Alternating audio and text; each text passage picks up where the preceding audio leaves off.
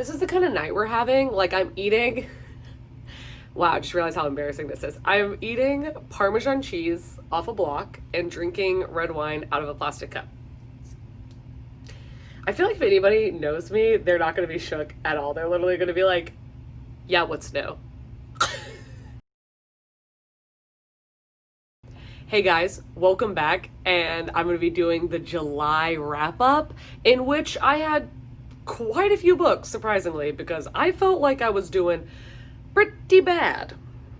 And then I looked, and I had 21 books for July, which is my second best month ever. So what I'm going to do is I'm going to start from no rating, go to 1 star to 5 star, depending on what I have, and talk to you about them from there. Now, I will say that rating these in terms of, say, if they're all 3 stars, what was the best 3 star? If they're all 5 stars, what was the best 5 star? Is very difficult. I'm really having to like Hunger Games with these books, like what's the best of the best? So you'll see. The first category I have is no star ratings, and these are going to be for the books like memoirs or autobiographies, because I just don't feel like it's right to give a star rating to somebody's life story, because it's like saying somebody's life story is like boring. So I don't. And you know what? That's all I'm going to say about it. You can't make me. The first memoir is going to be Here for It, or How to Save Your Soul in America, a series of essays by R. Eric Thomas. He's gay, he's an influencer, he works on the internet. Yeah, it was interesting. But I don't know anything about him, so it wasn't super interesting to me. That's it. Number 20 is going to be White Fragility by Robin DiAngelo. And this has a lot of problematic things going on with it right now on the internet, because it is a white author basically writing to white people about race. But she doesn't hide that, and I feel like it was well done. Personally, I understand if somebody maybe has a problem with it and they come from a different point of view. I totally understand that, but in my opinion, it really impacted me. I felt like I learned a lot from the book. I liked it. My next category is going to be DNFs. And I really don't ever just DNF a book, which means did not finish. But I did DNF Illuminae by Jay Kristoff and Amy Kaufman. Now, the reason I DNF'd this was it is actually the 3rd time I've attempted to read this book. And it is the 3rd time I've gotten to page 100 to 120 and just put it down and never picked it back up again. So I finally was like, get rid of it. I just can't do this anymore. I could not seem to give a single shit. I don't know. I just couldn't grasp anything in the book. Next, I have 2-star reviews. And for the first one that I have, number 18, is going to be A Stranger in the House by Sherry Lapina. This was a 2-star. In my opinion, it was so incredibly boring, and I really felt like I was putting myself through it to finish this. And honestly, you don't need to know what it's about. You can already tell. Number 17 is going to shock some people, and it's The Kiss Quotient by Helen Huang. The male protagonist was so incredibly problematic. He had anger issues, and it was treated like it was cute and like it was romantic, and it wasn't. It's not okay to just punch people because you're angry, because you're jealous or possessive, and that's not cute. I don't know. I thought it was problematic. I think a lot of stuff about this book was problematic. I think the sex was incredible. I don't like reading eroticism, but that's just not my thing, so I can't speak on it in that behalf. 3-star reads. First is going to be The Guest List by Lucy Foley. So this is about a group of characters that are on an island in Ireland, and they're at a wedding, and they basically are all trapped there together because there's this huge storm, and somebody dies, and there's a bunch of secrets going around, and you're trying to figure out, obviously who's a murderer, who has to do with all these secrets, how they're intertwined, all this stuff. Synopsis sounds great. I didn't care.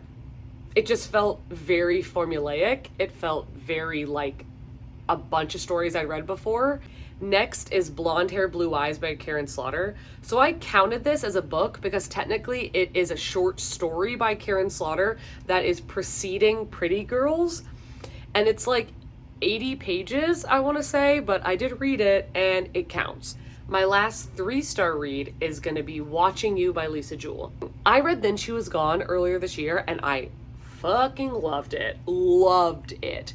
This was not as entertaining on any level, in my opinion. You're basically following like a group of neighbors who are obsessed with watching each other. Like literally all of the neighbors, all of them are obsessed with clocking everything everybody does. They're literally always peeking through their blinds like, what is she wearing today? Why is she coming home so late? What's her deal?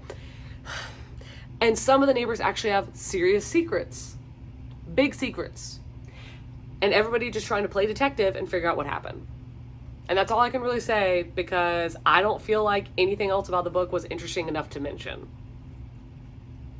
Now I'm going to go into 4-star reads, and my first one is going to be When Dimple Met Rishi by Sandhya Menon. So you're basically following Rishi and Dimple, and they are, unbeknownst to Dimple, the girl, being set up to be married. And they meet, and she doesn't want to fall in love with him because she knows her parents are setting her up. But of course, you know they do. It's a romance. And it's very sweet. I felt like it was done really well. But the thing about this that pushed it to a 4-star for me is that you find out through the story that the app that Dimple is so set on wanting to make is a health app to reward people for like taking their medicine or going on walks. And you find out that the reason that she's doing that is because her dad has diabetes and he doesn't take care of himself, and she just really feels like he needs something to motivate him. And I felt like that really touched me because the talk of diabetes was not dramatic, it was constant. It was just in the background. It was just constantly having little flickers and being brought up. And that's what diabetes is like. It's just constantly in the background. It is constantly in your brain. You just always have a fear all the time. So I related to that. And there was a quote that in this book where she talks about her dad's diabetes, where she's like telling this guy, she's like, you don't understand what this can mean for people, because she's like, I've seen what diabetes has done to my dad and how it's changed him, and how the anxiety of having diabetes has like really altered his life and like fucked him up. And that, I remember I was reading that and I just had to set it down and walk away, because I was like, I've never ever read anything in a book, especially a fiction, you know, that was so spot on. The next 4-star read is going to be Eliza and Her Monsters by Francesca Zappia. Now, this I gave a little bit of a better rating than When Dimple Met Rishi, only because I felt as though the multimedia in this book was very enticing. The main character, Eliza, is making a comic series online and nobody knows that it's her, and it becomes very like globally renowned. And she's in high school and she doesn't really talk to anybody. She doesn't really have friends. And then a new guy starts, Wallace, and he is like one of her biggest fans from her comic Monstrous Sea, and her knowing who he is and him having no idea who she is. And it's just this long story about kind of coming out of her shell and trying to rediscover like what it means to be a member of society. I'm sure a lot of people have read books like this before. It's a young adult, it's contemporary, it's coming of age. We've all been there, we've all done that, but this is like the classic. This is, I feel like this and Fangirl are like the classic nerdy coming of age. And next I have The Turn of the Key by Ruth Ware. So this is about a woman who has the best name of all time, for starters, Rowan Kane. I would get that name tattooed on my body. Like, please let me meet a girl named Rowan Kane, because that's a tattoo I would definitely get. Like, so it's about Rowan Kane, who goes to this house in kind of the middle of nowhere, and it's a smart house. And I mean, like, Elon Musk dreams about building a house like this. She goes there, and she's supposed to be the nanny for these young children. They're all girls, very young. And when she goes there, the family immediately, like the next day, leaves town. And it's just like, oh my God, thank you so much, bye.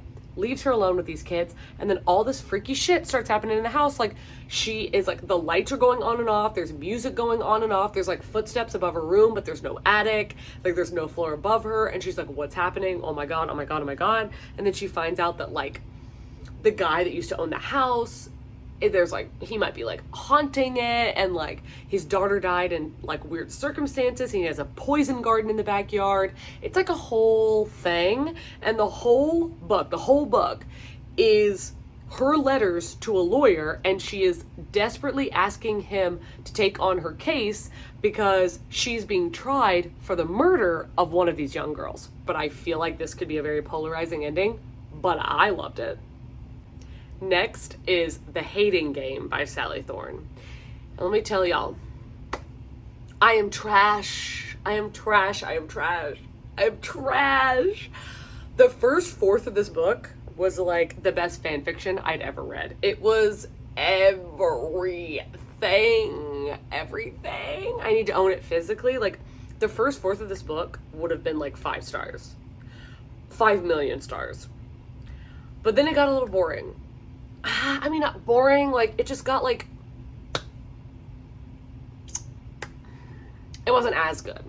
Probably because The Enemies was over, to be honest. It's 2 companies that come together. So there's 2 bosses, and these are the 2 people that work below them. So right below the editors, a girl and a guy. And they are neck and neck. They've always been fighting against each other. They can't stand each other. They're just enemies, and it's so good. Like, the enemy relationship between them is phenomenal.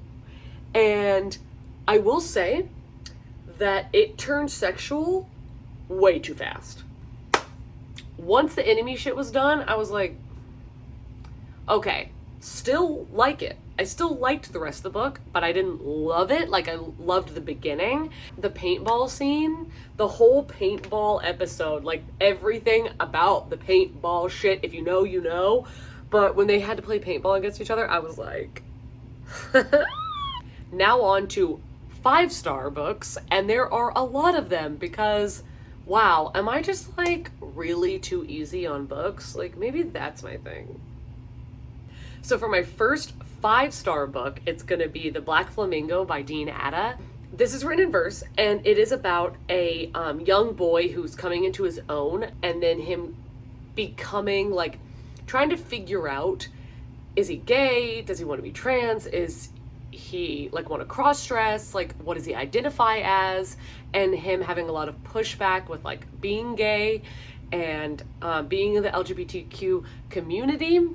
And it's so good, and the experiences that he had were so relatable. Like, I am not a gay boy, but I am a gay girl, and I felt like a lot of the things that he dealt with when it came to like friends and family were very relatable to me, or I could feel his experiences through the pages, and it was very beautiful.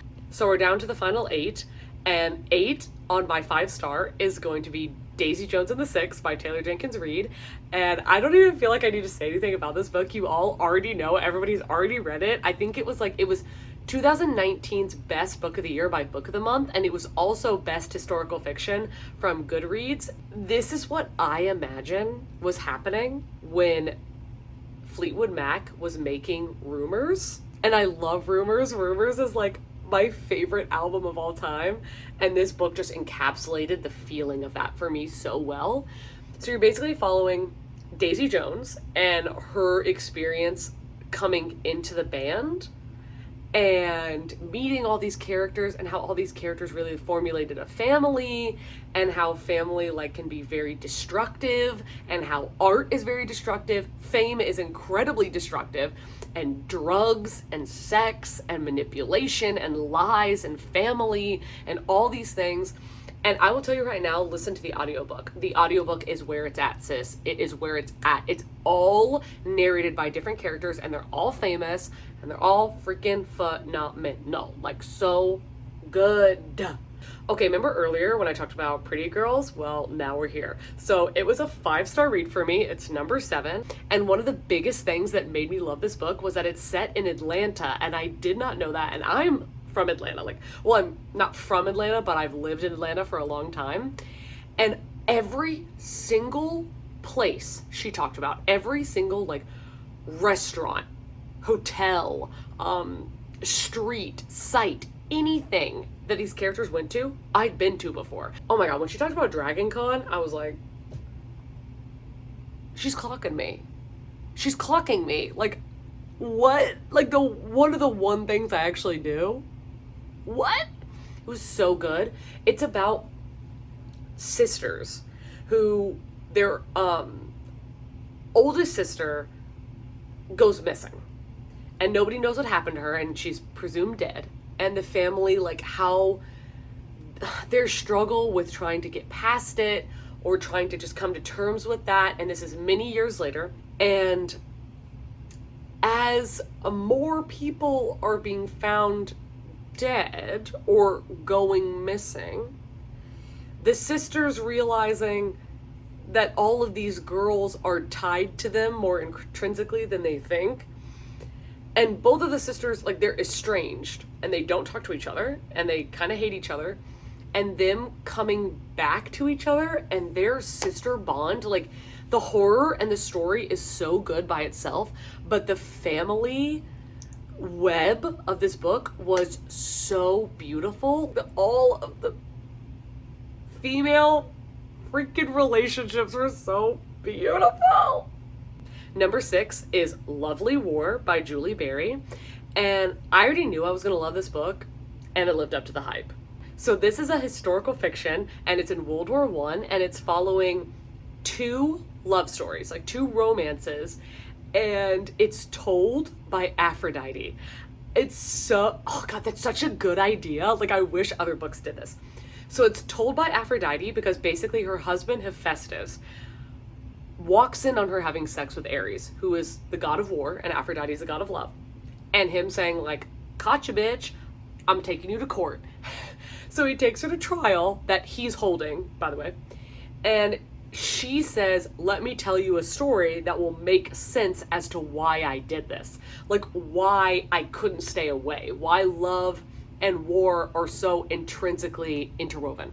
And Aphrodite is telling the story, and she's calling upon other gods to come in and testify on her behalf. Like, she calls Apollo because 2 of the characters are musicians and he had a big part of it.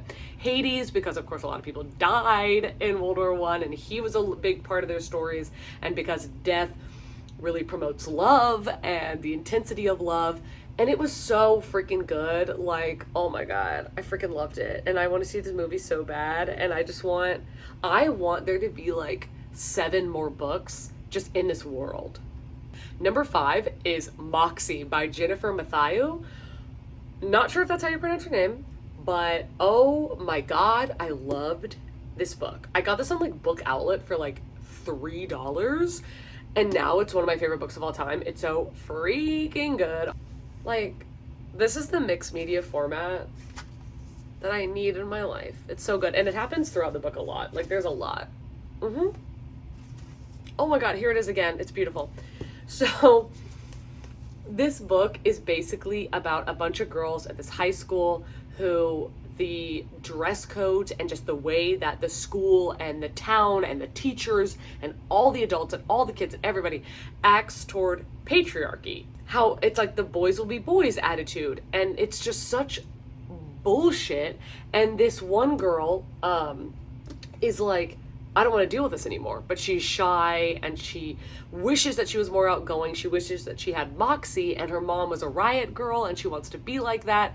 So she starts anonymously being a riot girl and posting all these flyers around her school being like, don't let kids do this anymore. Like, don't let teachers tell you that boys should just be able to do whatever they want. And why is it that the football team always gets all the money they want to go and stay at this hotel when they have away games and have new uniforms every season or whatever, but the girls' soccer team has been wearing the same uniform for 15 years or whatever.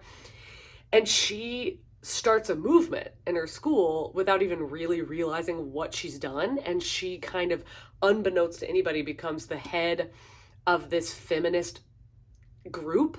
And it's so phenomenal, and it really touched me. Like, there was so many things in this book that I had happen to me, or it had happened to friends that I'd witnessed, that I'd been a part of. And I think any girl reading this book is going to understand so much about this and is going to feel so heard in a way that she didn't realize that she never was when she was a kid or a teenager. This is something that's still happening, but it's heartwarming because you're like, this would work. Like the things that the girl does in this book would work today, you know? And you just feel so ready to conquer the world after you read this. Number 4 is The Passengers by John Mars. This was a fucking success. Success. So good. I read the 1 earlier this year and it's one of my favorite books of all time, and The Passengers did not disappoint. Ooh, it's so good. This is a ride. Like, I feel like John Mars books, like, he's so good at taking you on an epic ride. Like, this felt like the best Netflix show I'd ever watched. And I was reading it. Okay, so it's a very fast-paced book. Like, you follow a bunch of different characters, and every chapter is a different character, and it ends on a cliffhanger. Every single chapter ends on a cliffhanger. Can you believe it? Like, no, I can't. He's so good. So The Passengers is where everybody is driving like self-driven cars, like Elon Musk style. Like I know I use Elon Musk a lot in my analogies, but like I bet you all know what I'm saying. And it's where a hacker hacks into 8 cars and reroutes them and says in 2 hours you're gonna die, because he set up all the cars to meet at the same location. So basically they're all gonna crash into each other, there's gonna be a huge explosion, and they're all gonna die. And then there's a jury that's being held at the same time. And while that jury is being held, the hacker takes over all the intercoms and everything and is like, oh, okay, cool. We want you to be a jury for something else. And then starts showing the in-car cameras of the people that are freaking out, like they're about to die. And the hacker is like, okay, you get to decide who lives.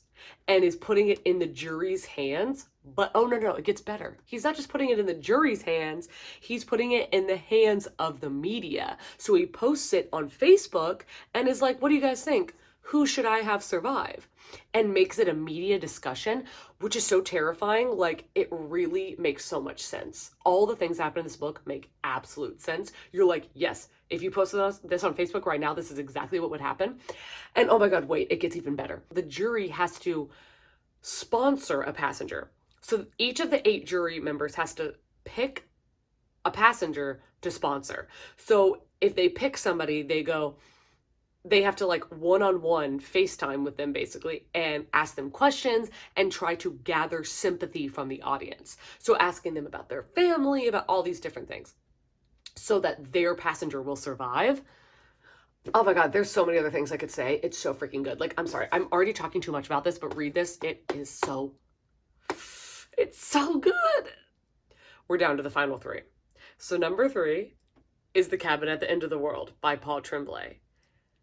This is a horror thriller to beat all horror thrillers. Like, psychologically, this fucked me up. Like, the ending of this book is one of the best endings I've ever read, and it pissed me off. I'm not gonna lie. The ending of this book made me really mad. And then I went back again and I was like, I love it. Because this is a book that really made me think a lot. Okay, so we're following a gay couple and their 8-year-old Chinese adopted daughter, Win. And they're out in a cabin in the middle of nowhere having a little vacation, and out of nowhere, 3 or 4 strangers walk up with like purge-like weapons. And they tell Win, the daughter, we need you to go get your dads because they need to help us. And they say, we need them to help us stop the end of the world. They're telling them, one of you has to kill one of the other people or the world's gonna end. And it's very interesting because they wholeheartedly believe this. And throughout the book, you're basically trying to figure out if they're telling the truth or not, and if it's real. And you really, I don't know. I can't tell you what happened in this book because I have no idea, and I've thought about it a lot. I feel like the last 2, nobody's going to be surprised. Like, I bet everybody's just shouting out that they knew it.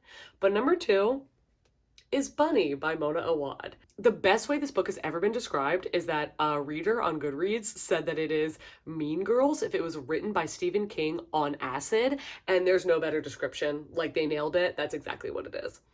It's about this girl who is in college, and she is in this program where it's only her and a group of girls that call each other the Bunnies, and they're best friends, and they're very, like, elite. It's really like the Heathers, you know? It's like Veronica and the Heathers. And this girl wants to be a part of their group because, you know, she doesn't want to feel alienated or whatever. And she all of a sudden kind of gets invited to be a part of them. And it turns out they're into some weird shit. Like, I don't think you understand when I say weird shit. I mean, like, they're into, like, some weird shit. Okay? And I can't even tell you what they're into because you're not gonna believe me. You're not gonna believe what they're doing in this book. It's crazy. It's crazy. And this is another book where I honestly cannot tell you what was happening because I don't know. And I love it. Like, this made me think so much. Like, I was like obsessively YouTubing and Googling and all this stuff about what happened in this book. What did people think? What were people's reviews? I want to talk about this book for years. Like, I just want people to never stop asking me questions about this book. Okay, and in the least shocking wrap-up of all time, number 1, The Southern Book Club's Guide to Slaying Vampires by Grady Hendrix. I am an absolute slut for this book. I absolutely adore it. Everything about this is my style. Like, this is one of the prettiest covers I've ever seen in my entire life. Also, I'm obsessed with this color. Like, are you kidding me? This is gorgeous. Also, hold on, it's only gonna get better. You have no idea. Hello? And then my favorite page. This is my favorite book of all time. Hello? And I was born in 1993. This is my freaking vibe. Are you kidding me? Okay. This book, it's exactly what it says it is. It is a group of Southern women who are in a book club. And it's really boring, and none of the women really care about the books. And then one of the women, Kitty, who's super outgoing and cool and, you know, funky and fresh, is like, you know what we should read? Helter Skelter. And they're like, no. And she's like, no, broads, trust me. We need to get down on the satanic panic. So they do, and they become obsessed. All of them are like, oh my God, I love it. Demons, serial killers, Ted Bundy, what? Like, they're obsessed. And so was I, because I feel them. Like, I understand all the books they read in this. I was like, I love that book. Yes, please. And then this new guy comes into town, and he's a real sketch, okay? Like, everything he's doing is real sketch. And the main character's like, what's this guy's deal? You know, is he like a burglar? Is he this or is he that? Is he like a child rapist? Is he like a pedophile or whatever? And then she finally is like, oh, he must be like selling drugs. No. He's a vampire. And it's freaking phenomenal. Okay? I feel like that's all I can tell you. It's so good. It's so good. It's so good. It's like, I freaking loved it.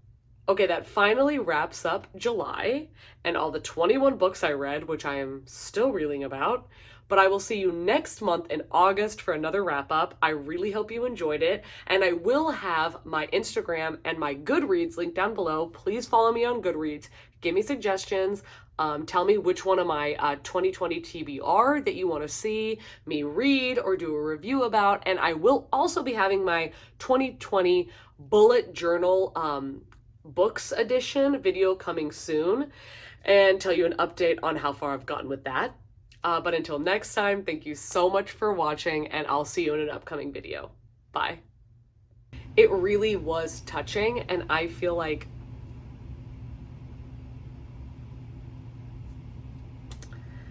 okay, those are the lights. Apparently I have to leave.